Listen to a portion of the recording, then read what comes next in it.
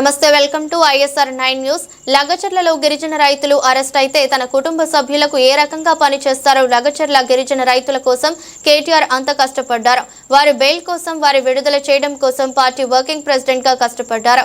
పార్టీలో ఏ కార్యకర్తకు, ఏ social media కార్యకర్తకు, ఏ ఉద్యమకారుడికి, ఏ పార్టీ నాయకుడికి ఆపద వచ్చినా మన పార్టీ మొత్తం ఆ కార్యకర్తలకు, ఆ నాయకులకు అండగా నిలబడిదే. కేటీఆర్ కూడా కార్యకర్తనే, కేటీఆర్ కూడా పార్టీలో కార్యకర్తనే, కేటీఆర్ కూడా ఉద్యమకారుడే. ఈ రోజు ఆయనని ఏ ఆపద వచ్చినా పార్టీ మొత్తం అండగా నిలబడుతుంది. ఒక కార్యకర్త కోసం, ఒక నాయకుడి కోసం ఎలాగైతే నిలబడ్డామో కేటీఆర్ కోసం నిలబడతామని తెలిపారు. లగచర్లలో రైతుల కోసం, గిరిజన రైతులకు బేడీలేస్తే కేటీఆర్ గారు పర్సనల్ గా తన కుటుంబ సభ్యుడు అరెస్ట్ అయితే ఏ రకంగా పనిచేస్తారో లగచర్ల గిరిజన రైతుల కోసం కేటీఆర్ గారు అంత కష్టపడ్డారు. వారి బెయిల్ కోసం, వారిని విడుదల చేయడం కోసం వారి కుటుంబ సభ్యులను కూడా 3 సార్లు కలిసి ధైర్యాన్ని ఇచ్చి ఆ కుటుంబాలకు కూడా అండగా నిలబడి వాళ్ళను జైలు నుంచి గౌరవంగా బయటకు తేవడంలో ఒక పార్టీ వర్కింగ్ ప్రెసిడెంట్ గా ఆయన కృషి చేశారు.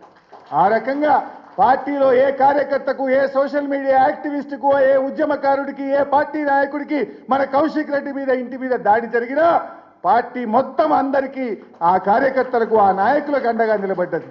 నేను ఇప్పుడు కూడా చెప్తున్నా, కేటీఆర్ గారు కూడా ఒక కార్యకర్తనే, కేటీఆర్ గారు కూడా పార్టీలో ఒక ఉద్యమకారుడే. ఇవాళ ఆయనకు ఆపదొస్తే కూడా మొత్తం పార్టీ కూడా వారికి అండగా నిలబడుతుంది.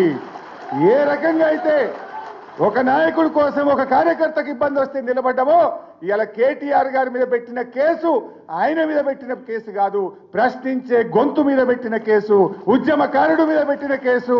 ఆయన గ్రాఫ్ పడిపోతుంది కనుక, రేవంత్ రెడ్డి ప్రభుత్వం రోజు రోజుకు దిగజారిపోతుంది కనుక ఇలాంటి కేసులు పెట్టి ప్రజల దృష్టి మరల్చాలనే ఒక కుట్రలో భాగంగానే కేటీఆర్ మీద కేసు తప్ప ఇది వ్యక్తిగతంగా ఆయన చేసిన తప్పు కాదు, నేరం అంతకంటే కాదు.